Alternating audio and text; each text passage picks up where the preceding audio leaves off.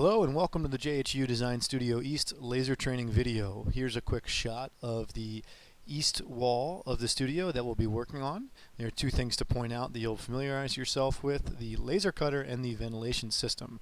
To get started on the software, we will use CorelDraw, located on the desktop here or accessible via the start menu. Open up CorelDraw, and then the first thing we're going to do is start a new document. So go ahead and click that, and then the first thing we're going to pay attention to before we click OK is the size. So we want to match the artboard to the size of the laser bed, which is 2 feet wide by 1 foot high. Select units of inches, and then once you've done that, go to primary color mode and make sure that's on RGB. Click OK when finished, and then for today's session we're going to pull an image from the website. So let's go to the Hopkins branding website, grab our shield, save it, and then let's go back to Corel and import the image. File, Import, navigate to your selected file, click it, and then drag and drop to where you want it to be. Currently the color scheme is a bluish. We need to change that to all black. So let's go to Edit Bitmap. Click on that and it will allow us to step into the image properties to make adjustments. Once that comes up, we're now going to navigate ourselves to the Adjust menu option, and from that drop down we're going to select Replace Colors. Now you can see there's an old color option in the top left and a new color. Click the eyedropper, click it onto the color that you're trying to change, and now for the new color you're going to drop down and go to More. We want this to be perfectly black in our case, so we're going to drag our mouse to the bottom left screen and make sure that the R, G, and B components are all 0. If that's the case, we have selected the color black, not an off-scale gray. Exit, it will prompt you to save it. Go ahead and click Yes, and now we have our all black logo. Next up, we're going to ask you to import the file we've created for you, which is a keychain outline. So again, import, and we're going to click Training Template. Same as before, you're going to drag and drop. Now for the purpose of this training, we're going to ask you to resize the logo, place it on the keychain, write your name, write some sort of indication that you are laser trained, and then also draw a rectangular bounding box around your name and the other text associated with it. So a few things to familiarize yourself in CorelDraw. You saw the text option, and now you're going to see how we can center the text, and then we're going to adjust the size to fit appropriately on our part. Now we're going to have to click to the top left corner. There's a pointer option. You have to click the select pointer to then grab and move things around the screen. Now you're going to see the Align button there, and then there are many Align options in the top right corner. And this is where you're going to select two objects by holding Shift and then align them appropriately. So you can start to see things are really aligning to become symmetric. Now we're going to draw a rectangular bounding box. And let's pause for a moment to observe the top of the screen. You can see there that the line thickness is indicated as hairline.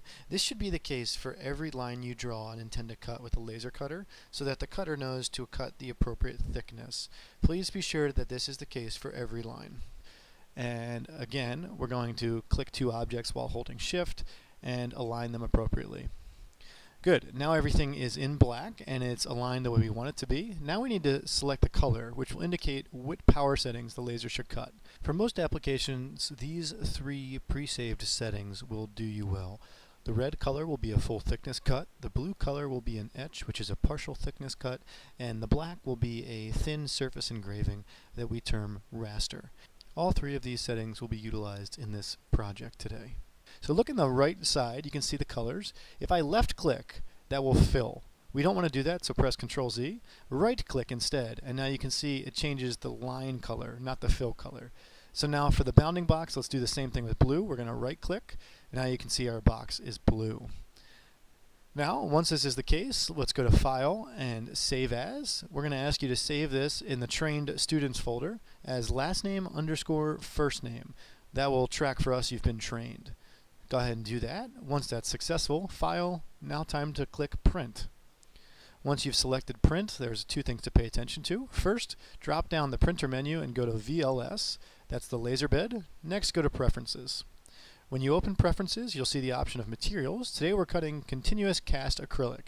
Most often you'll be cutting cast acrylic. The next thing we will do is now measure the material thickness. We're going to use calipers for this, which you can find in the drawer beneath the laser bed. And here's a quick refresher on how to use the calipers. So right now what we're seeing is 0.2 to 5 inches. And we know that because of the markings on the caliper. Let's start from left to right. You can see on the shaft of the caliper that we can see the tenths place. So that gives us the first digit of 2.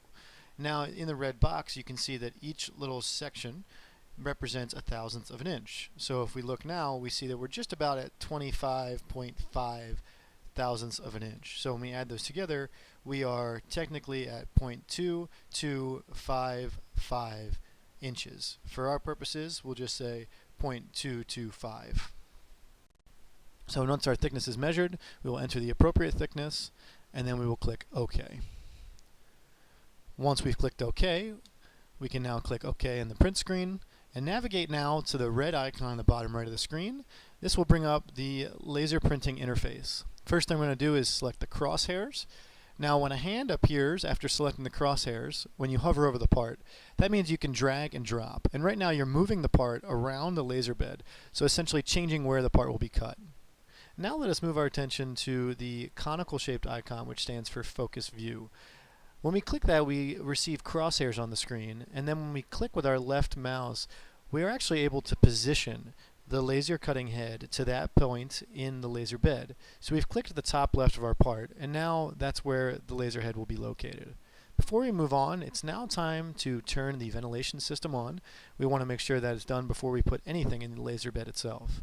Next up, we're going to hold the down arrow momentarily on the laser bed to lower the cutting bed. This will avoid, when putting in a large sheet, the risk of damaging or hitting off track the laser head. So now that we've lowered that, we can insert our piece to be cut, and you see there's this red LED that marks, again, where we clicked, the top left. Now we can click the top right and see if that is still on our piece. It indeed is. So let's move down to the bottom right corner. So we'll click the bottom right and see if that's still on our part. And it's a little bit on the edge, so let's adjust accordingly. And now let's continue with our perimeter check. We'll go to the bottom left corner. And again, we're making sure we're outside of the part. After clicking the bottom left corner, we can see the red LED is still on. And we'll do one more check in the top left because we readjusted our part. After clicking, we do see that it is still on our part. So we are ready to print in that regard. Before moving forward, let's look at this estimate view button. We can click that, and then once we click the start button, we will see a time estimate given for how long the cut will take. Now, you will lower the lid on the laser bed and click the green play button when you're ready to cut.